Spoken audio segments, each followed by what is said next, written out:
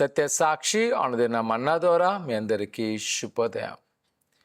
నేటి యొక్క ఉదయకాలము ఉదయం 11 గంటలకు యేసు నేను స్వస్థపరచు ప్రత్యేకమైన కార్యక్రమం ఉంటుంది. ప్రతి వారు సకాలంలో పాల్గొవలసిందిగా కోరుకుంటున్నా. నేటి యొక్క వాగ్దానము కీర్తన 89:21 వచనం. నా చేయి ఎడతెగక అతనికి తోడై ఉండెను. కుమార కుమార్తె కీర్తనలో అనేకమైన అనుభవమైన మాటలు మనం చూస్తూ ఉంటాం. ఒకవైపు కీర్తనాకారుని యొక్క వ్యాధిని మనం చూస్తాము, అదే సమయంలో వారి యొక్క విశ్వాస ప్రకటన చూస్తాము, వారి యొక్క ప్రార్థన స్పందించిన దేవుని యొక్క వాగ్దానం చూస్తాం. ఇక దేవుడు అంట వారు చేసిన ప్రార్థనకి ఇస్తున్న మాట ఏంటంటే, నా చెయ్య ఎడతెగక అతనికి తోడై ఉండెను. ఎల్లప్పుడూ కూడా నేను తోడే ఉంటాను. ఒక విధంగా దావీదు గారి జీవితాన్ని చూసుకున్నప్పుడు కొండల్లో, లోయల్లో, ఎడారుల్లో, అరణ్య దట్టమైన ప్రాంతంలో వెళ్తున్నప్పుడు తనతో ఉన్న తోటి యుద్ధం చేసేవారు చాలా తక్కువ మంది, వాళ్ళేం యుద్ధ ప్రావీణ్యులు కాదు.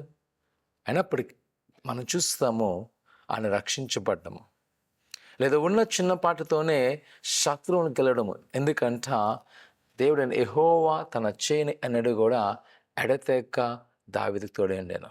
ఈరోజు నా ప్రియ కుమార కుమార్తె, ఈ ఉదయకాల సమయంలో ఆయన హస్తము నిన్ను విడవక కాపాడును. భయపడక, ఆందోళన చెందక. ఒకవేళ ఈరోజు రుణకాలు చాలా విపరీతంగా ఉన్నాయేమో, అనారోగ్య పరిస్థితులు బాధపడుతున్నావేమో, దుఃఖపడుతున్నావేమో, కానీ వ్యాధిని గురికాక ఎదిగో ప్రభువు నీకు సహాయం చేయబోతున్నాడు. ఆయన తన హస్తము నిన్ను భద్రపరచిపోతున్నాడు. ప్రార్థన చేసుకుందాం. పరిశుద్ధుడా, ఘనమైన దేవా నీకు వందనాలు. నీ వాగ్దానం చాలా గొప్పది. నువ్వు ఉన్నవాడు అనువాడు దేవా నీకు వందనాలు. ఇక నీ బిడ్డల విషయంలో నీ గొప్ప కార్యం చేయండి. వారికున్న వేదన శోధన తొలగించండి, నీ హస్తాల్లో భద్రపరచండి, నీ కృపాక్షములు నింపి నీ సమృద్ధి ఇచ్చేయండి. ఏదైతే అడుగుతుండగా ఆయన మీరు సమృద్ధిపరిచి బలపరిచి స్థిరపరచమని అనేదిగో ప్రభా, ఎవరైతే నీ సన్నిధిలో వాగ్దానం కొరకు వేచున్నారో ఆ వాగ్దానాన్ని బట్టి ఆయన మీరే నీ కృపను చూపండి, నీ హస్తం నుంచి ఎల్లప్పుడూ తోడేయండి, రక్షించమని యేసునామమున తండ్రి, ఆమేన్. ప్రభువుని నమ్ముకుంచండి, ఆయన పట్ల గొప్ప కార్యం చేయను గాక. ఆమేన్.